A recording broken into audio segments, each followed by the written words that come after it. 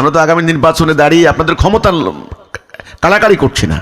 আমাকে সুযোগ করে দেওয়া হোক, তখন দেখেন কিভাবে পরিবর্তন করি ইনশাআল্লাহ। আমাকে সুযোগ করে দেওয়া হোক, তখন দেখেন কিভাবে পরিবর্তন করি ইনশাআল্লাহ। সে আত্মবিশ্বাস তো আছে। রাসূলুল্লাহ তো কোরআন খানা নিয়ে কবরে চলে যাননি, চলে গেছেন নাকি? তিনি দিয়ে গেছেন নাকি? কোনো শব্দ পরিবর্তন হয়েছে না, ইনট্যাক্ট। সমস্যা হয়েছে কোরআনের আকীদা হারিয়ে গেছে মানুষের কাছ থেকে। কোরআনটা কেন, কি জন্য? আলহামদুলিল্লাহ, এর প্রকৃত কনসেপ্টের আকীদা আল্লাহ হিজবুত তাওহীদকে দান করেছেন।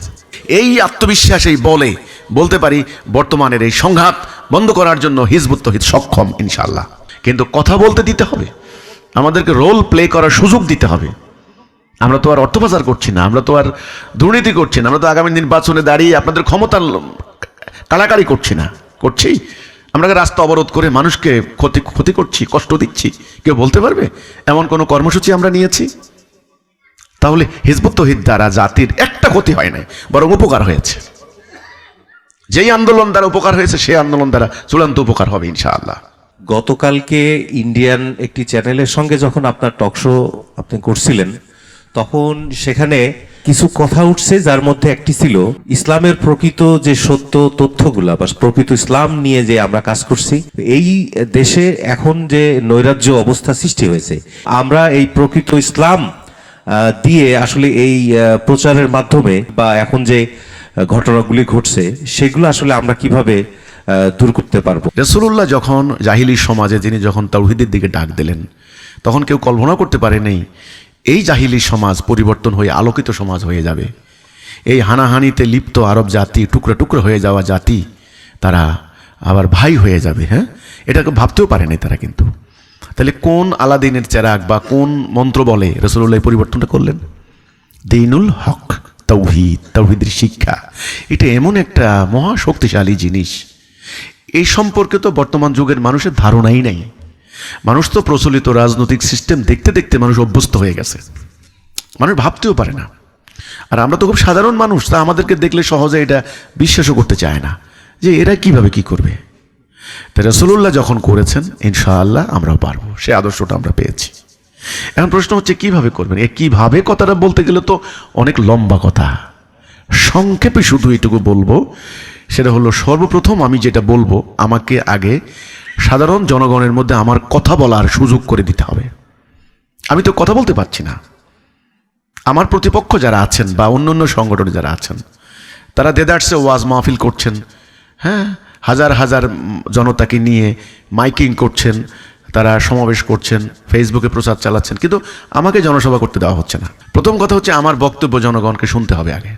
আমার বক্তব্যের মধ্যে ঐক্যের কথা, আমার বক্তব্যের মধ্যে তাওহীদের কথা, আমি বলবো আল্লাহর দাসত্বের কথা। কোনো মানুষ যদি এই মানুষের দাসত্ব ত্যাগ করে আল্লাহর দাসত্ব করার সিদ্ধান্ত নেয়, তাহলে মানুষের ভেতরে প্রথম পরিবর্তন হবে।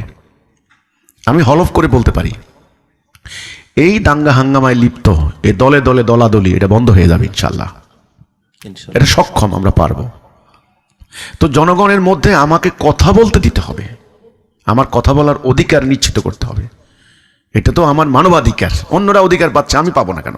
আজকে পর্যন্ত পল্টন ময়দানের মতো জায়গায় আমাকে অনুমোদন দেওয়া হচ্ছে না। কোনো জনসভা, কোনো একটা জেলায় জনসভা করতে গেলে আমাকে অনুমোদন দেওয়া হচ্ছে না। কেন? প্রশাসন বলে যে আপনাকে অনুমোদন দিলে হুজুররা খেপবে। এই যে দেখেন, কেন ওনারা যে মাহফিল করে, ওনারা যে সম্মেলন করে, বিভিন্ন দলের সেমিনার করে, আমি কি সেখানে হুমকি দিচ্ছি? তাহলে এইটা হলো কথাটা।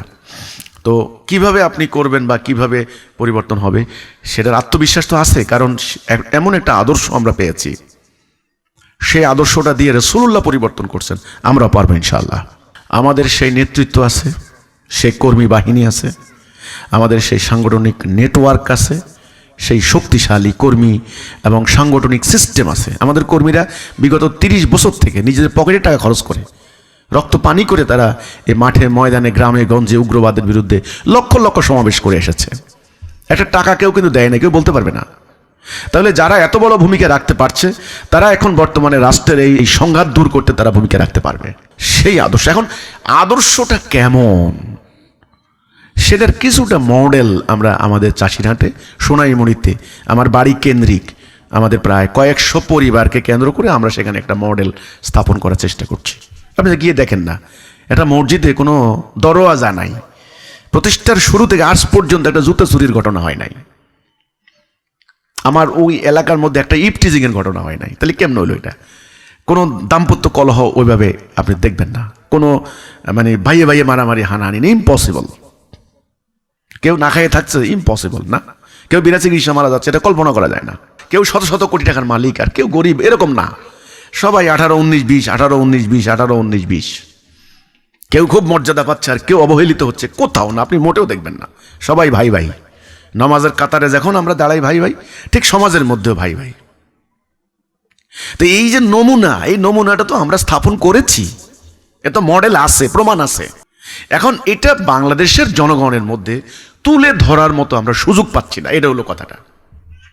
আমরা তো আগামী নির্বাচনে দাঁড়িয়ে আপনাদের ক্ষমতা কাড়াকাড়ি করছি না। তা আমাকে সুযোগ করে দেওয়া হোক, তখন দেখেন কিভাবে পরিবর্তন করি ইনশাল্লাহ। তা আমাকে সুযোগ করে দেওয়া হোক, তখন দেখেন কিভাবে পরিবর্তন করি ইনশাল্লাহ। সে আত্মবিশ্বাস তো আছে। রাসূলুল্লাহ তো কোরআন খানা নিয়ে কবরে চলে যাননি, চলে গেছেন নাকি? তিনি দিয়ে গেছেন নাকি? কোনো শব্দ পরিবর্তন হয়েছে না, ইনট্যাক্ট।